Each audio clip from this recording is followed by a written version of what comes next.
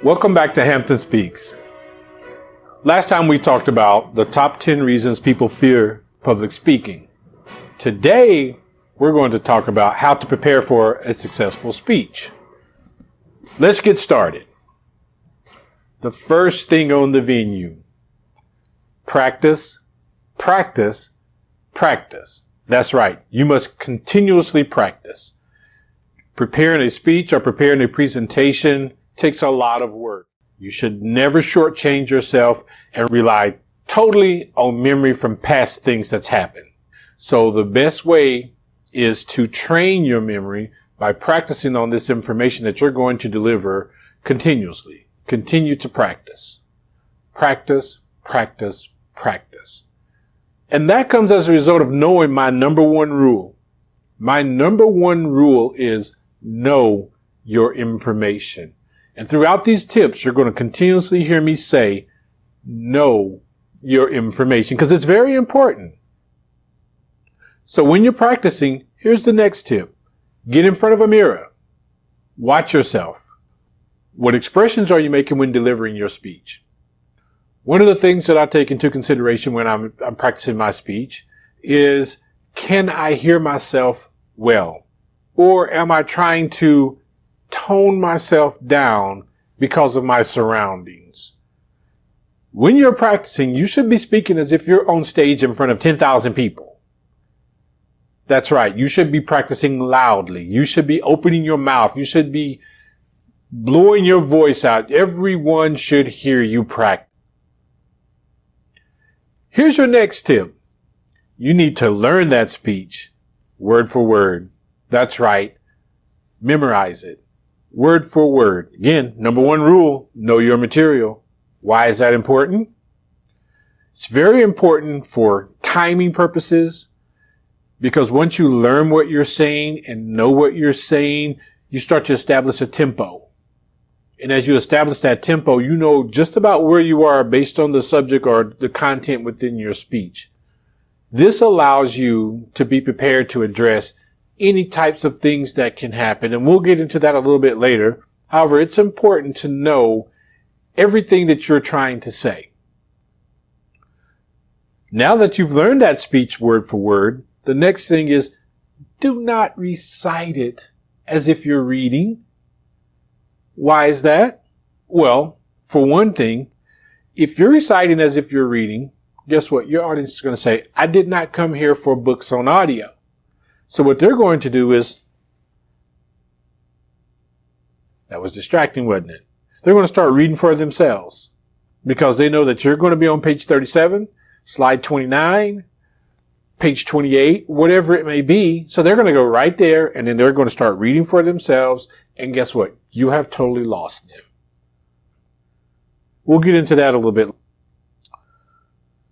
Now, how do you memorize that speech? Here's your next tip. Break it down into consumable chunks. If it's an hour, 2 hours, 45 minutes, 30 minutes, give yourself even slices of time to learn that speech. So start out with the first 5 minutes or first 15 minutes, depending on the duration of the speech, and learn it and practice it. And then go to your next segment and learn it and practice it. And then go to your next segment until you get through all of your segments. Then you start to do incrementals. So you take your first segment and you learn it and you practice it. And then you add the second segment to it. So now you have your first and your second segment, you learn it and you practice it. And you keep going until you have incremented through the entire speech. And that way it will learn you to, 1, know your material, 2, memorize it word for word, 3, establish your pace and know your timing. Another tip is practice with friends, practice with family. Pull your children in front of you. Let them hear pieces of the speech. Those that are close to you, I promise you, sometimes will give you some of the best feedback that you've ever received, because sometimes it's honest and very blunt.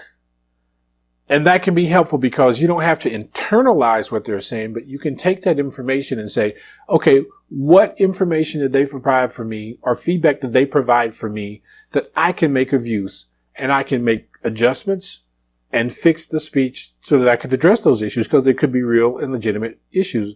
Never de-emphasize anything that someone close to you says simply because they're close to you, but take into consideration the message that they're trying to portray to you and use that to see how that impacts what you're trying to communicate to your audience. Another thing that you can do is add distractions. And how do you do that? Well, one is wherever you practice, let's say you're at home practicing, have an open door policy as a part of your session. So once you've gone through and you've broken it down and you have your timing together, allow your family members to come in. Tell them that they can just walk in at any point and ask you a question, so that you allow yourself to handle and manage distractions. So regardless of where you are in your speech, because you've memorized it, regardless of where you are in your speech, because you've practiced it, when you get that interruption or that distraction, you can immediately bounce back to your speech. Your mind has been trained. It'll know where you're at, and it'll allow you to keep going. It's a very good exercise for you, especially when you're in front of very large audiences and anything can go wrong. Murphy's Law. What can go wrong will. Yes, you see a laugh and a smile on my face because it's inevitable. If you're speaking in any amount of time or continuously doing it for long periods of time, you have throughout the year several times that you have to give a speech. Eventually, something is going to go wrong. It never fails. Something's going to go wrong. And so by being totally prepared, by knowing your information, by practicing and establishing your pace, you can manage those things. You can manage if there's power outage and you have to take a 15-minute break or 20-minute break and get everybody back and get them settled down and know the spot that you picked up, and then you can pick up as if you've never stopped. Look what I'm doing. I'm breathing. You cannot forget to breathe. I know sometimes you get a little nervous, you get a little anxiety kicks in, your chest tightens up, you start to talk faster, you don't take a breath, you don't inhale, you don't do anything, so you just keep talking and talking and talking and talking and talking until finally your body forces you to exhale and inhale quickly, which is a distraction. So how do you handle that? What do you do when you begin to run out of breath? You stop. Take a pause. Gather yourself. Gather your thoughts. Taking a pause when speaking isn't a very acceptable practice. It does a couple of things. Number one, it allows you to gather yourself. Number two, it allows your audience to absorb the information that you've been given to them. So don't get overwhelmed. Allow yourself a pause. And don't take a 1-minute break, but take a few seconds and then get back to your point. Sometimes you even reintroduce yourself back into it. Now, where was I? And it's a rhetorical question. You're really not looking for answers out in the crowd, or if it's a small and personal setting, you really might be looking for someone to get them back engaged again, to tell you where they're at. That one tells you if they were listening, and that number two lets you know that someone was really paying attention. So that gives you that piece of it.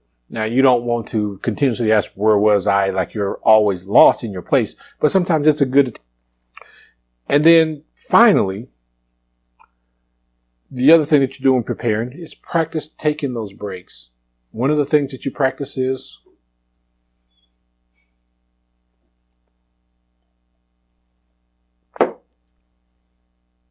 having water available so that you can take a water break, so that you can replenish yourself, and it allows your audience also to take a little time to absorb what you've been telling them. So make sure that as you're giving your speech, you know when there's a good time for you to stop, take a sip of water, and continue on with your speech. Thanks for listening. That's all I have for today. Don't forget to subscribe to my channel. Again, this is Steve Hampton signing off for Hampton Speaks. Good night.